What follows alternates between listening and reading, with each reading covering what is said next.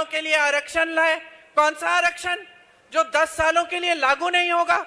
और ये टीवी वाले, मीडिया वाले हार पहना रहे हैं मोदी जी को। मोदी जी बड़े बड़े मंचों पर महिलाओं के साथ कि भैया हम आरक्षण लाए, और जब हमारी पहलवान बहनों के साथ दुष्कर्म होता है, गलत काम होते हैं, तो मोदी जी कहां छुप जाते हैं।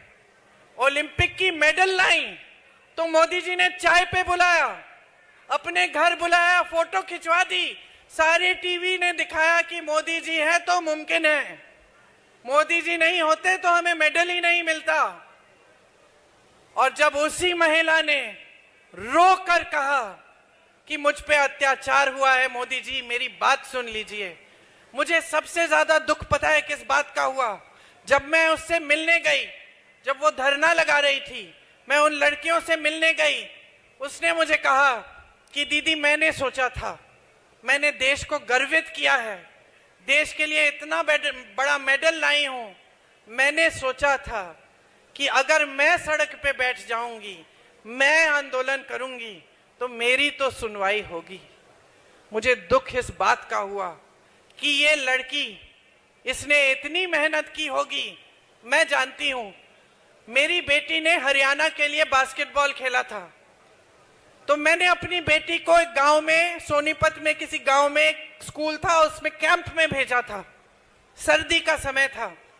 मेरी बेटी रोज शाम को मुझे फोन करती थी, रोती थी कि बहुत मुश्किल है मम्मी, बहुत मुश्किल है। और मैं उसको बताती थी, बेटा देखो गांव की लड़कियां कैसे मेहनत कर रही हैं।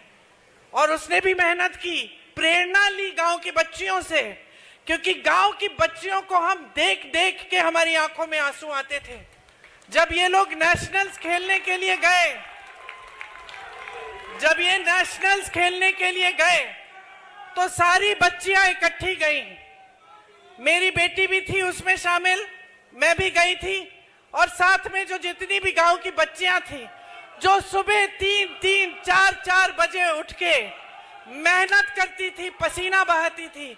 मुझे आज तक याद है, उस टीम की जो कैप्टन थी, एक छोटी सी लड़की थी, इतनी सी 15 साल की लड़की, शायद राधिका नाम था उसका। उसको 103 बुखार था, उसको 103 बुखार था, लेकिन वो खेलती रही, खेलती रही, खेलती रही। मैं मां हूं, मैं मां हूं। मैंने कहा कि उसको रुकवा लो, आराम करा लो, कोई बात नहीं। वो बच्ची रुकी नहीं।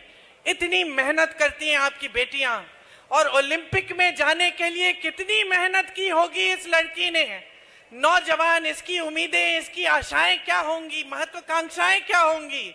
और आज सड़क पे बैठी है, आप उनको घसीटवा रहे हो, अपने पुलिस वालों से लाते खिलवा रहे हो, और आपके पास 2 मिनट का समय नहीं है कि घर अब बुला लीजिए ना, अब रो रही है, अब बुला लीजिए, अब सुन लीजिए कि इसका दुख क्या है। ये है आज की राजनीति की परिस्थिति। ये है हमारे देश के सबसे बड़े पद पर आसीन हमारे महान नेता प्रधानमंत्री मोदी जी। ये है उनकी हमदर्दी आपके लिए।